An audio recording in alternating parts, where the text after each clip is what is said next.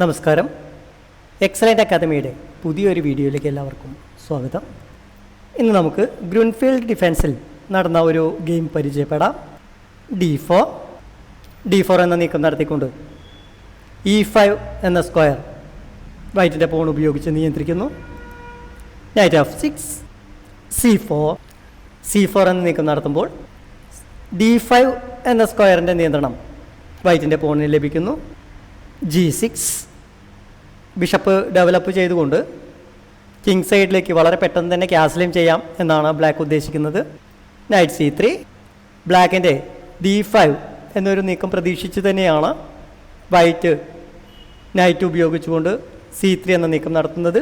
അല്ലെങ്കിൽ NF3 എന്ന നീക്കവും ഈ പൊസിഷനിൽ നടത്താറുള്ളതാണ്. D5 ബ്ലാക്ക് ക്യാസലിംഗ് ചെയ്യുന്നതിന് മുമ്പ് തന്നെ D5 എന്ന നീക്കം നടത്തുന്നു. അല്ലെങ്കിൽ E4 എന്ന നീക്കം നടത്തിക്കൊണ്ട് D5 എന്ന സ്ക്വയറിൻ്റെ നിയന്ത്രണം പൂർണ്ണമായും വൈറ്റ് ഏറ്റെടുക്കും എന്നുള്ളത് കൊണ്ടാണ് വളരെ പെട്ടെന്ന് തന്നെ D5 എന്ന നീക്കം നടത്തിയിട്ടുള്ളത്. Knight F3 bishop G7 C cross D5 Grunfeld ഡിഫൻസിൽ 3 നൈറ്റ് വേരിയേഷനിലാണ് കളി നടന്നുകൊണ്ടിരിക്കുന്നത്. Knight cross D5 pawn E4 knight cross C3 B cross C3. ഈ ഒരു പൊസിഷനിൽ ചെസ് ബോർഡിൻ്റെ മധ്യഭാഗം പൂർണ്ണമായും വൈറ്റിൻ്റെ പോണുകളുടെ നിയന്ത്രണത്തിലാണ്. എന്നാൽ ബ്ലാക്കിൻ്റെ G7-ലിരിക്കുന്ന ബിഷപ്പ് മാത്രമാണ് ഇതിനൊരു ഡിഫൻസായിട്ടുള്ളത്. ഈ പൊസിഷനിൽ വളരെ പെട്ടെന്ന് തന്നെ ചെസ് ബോർഡിൻ്റെ മധ്യഭാഗം നിയന്ത്രിക്കുന്നതിൽ ബ്ലാക്ക് പരാജയപ്പെടുകയാണെങ്കിൽ അതിൻ്റെ ഭവിഷ്യത്ത് ബ്ലാക്ക് അനുഭവിക്കേണ്ടി വരും. C5 എന്ന നീക്കം നടത്തുമ്പോൾ D4-ലിരിക്കുന്ന പോണിന് ഒരു ആക്രമണം നേരിടേണ്ടി വരുന്നു.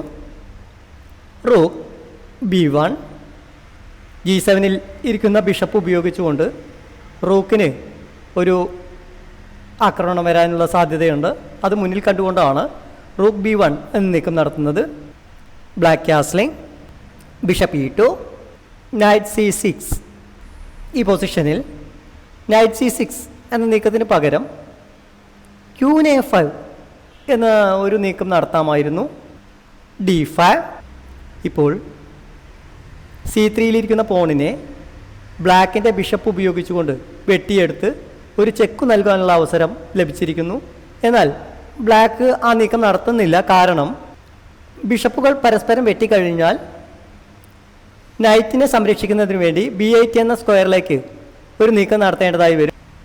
അത് ബ്ലാക്കിൻ്റെ പീസ് ഡെവലപ്മെൻറ്റിന് കുറച്ച് താമസം നേരിടുവാനുള്ള സാധ്യത മുന്നിൽ കണ്ടതുകൊണ്ടാണ് C3-ലിരിക്കുന്ന പോണിനെ വെട്ടിയെടുക്കാത്തത്.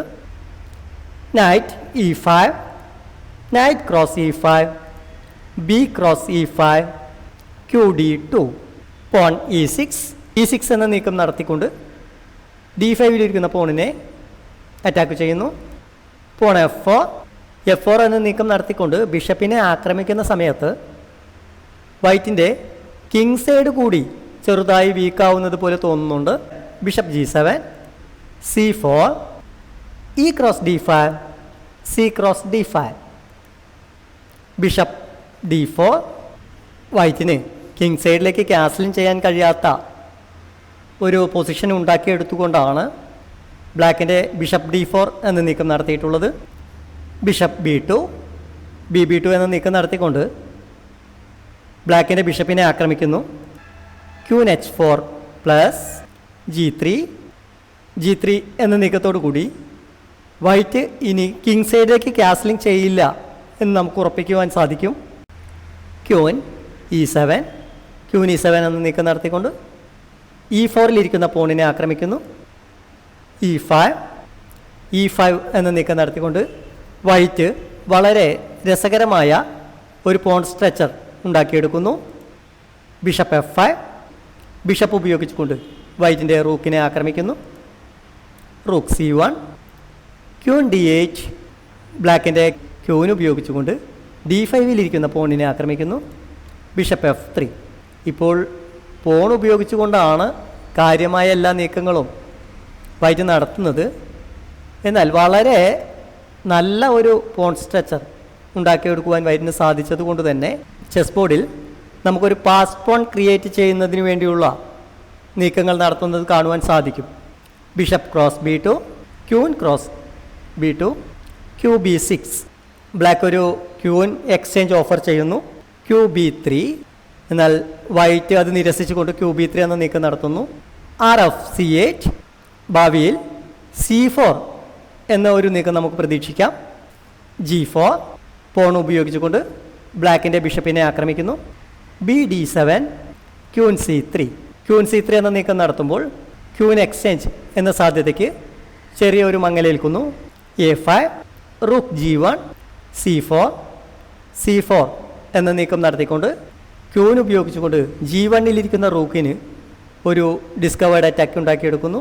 റൂക്ക് G2, RG2 എന്ന നീക്കം നടത്തിക്കൊണ്ട് ഡിസ്കവേർഡ് അറ്റാക്കിൽ നിന്നും റൂക്കിനെ സംരക്ഷിക്കുന്നു. Q B4. ബ്ലാക്ക് വീണ്ടും ഒരു ക്യൂൻ എക്സ്ചേഞ്ച് ഓഫർ ചെയ്യുകയാണ്. F5.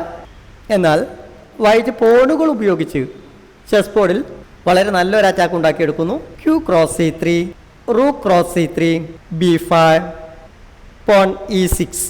ഇപ്പോൾ ചെസ് ബോർഡിൻ്റെ മധ്യഭാഗത്ത് നല്ല 2 പാസ് പോൺ ഉണ്ടാക്കിയെടുക്കുവാൻ വൈറ്റിന് സാധിക്കും. F cross E6, F cross E6, BE8. വൈറ്റിൻ്റെ പോണ് കൊണ്ടുള്ള അറ്റാക്കിൽ നിന്നും B8 എന്ന നീക്കം നടത്തിക്കൊണ്ട് ബിഷപ്പിനെ സംരക്ഷിക്കുന്നു. Bishop E4, porn B4, B4 എന്ന നീക്കം നടത്തിക്കൊണ്ട് റൂക്കിനെ ആക്രമിക്കുന്നു. Rook F3, rook A6. Rook A6 എന്ന നീക്കം നടത്തിക്കൊണ്ട് വൈറ്റിൻ്റെ D6 എന്ന നീക്കത്തെ ബ്ലോക്ക് ചെയ്യുന്നു. Rook F2. വൈറ്റ് വളരെ തന്ത്രപരമായി ബ്ലാക്കിൻ്റെ കിങ് സൈഡിലേക്ക് നല്ല ആക്രമണം അഴിച്ചുവിടുന്നു. King G7. റൂക്ക് F8 എന്ന നീക്കം പ്രതീക്ഷിച്ചത് കൊണ്ടാണ് ബ്ലാക്ക് കിങ് ഉപയോഗിച്ചുകൊണ്ട് G7 എന്ന നീക്കം നടത്തുന്നത്. റൂക്ക് F7 പ്ലസ് വൈറ്റ് ഒരു എക്സ്ചേഞ്ച് സാക്രിഫൈസിന് തയ്യാറാകുന്നു. Bishop cross F7, rook cross F7 plus king H8. വൈറ്റിൻ്റെ ബിഷപ്പ് ഉപയോഗിച്ചുകൊണ്ട് ലൈറ്റ് സ്ക്വയറുകൾ നിയന്ത്രിക്കുമെന്നുള്ളത് കൊണ്ടാണ് കിങ്ങിനെ ഡാർക്ക് സ്ക്വയറിലേക്ക് നീക്കം നടത്തുന്നത്.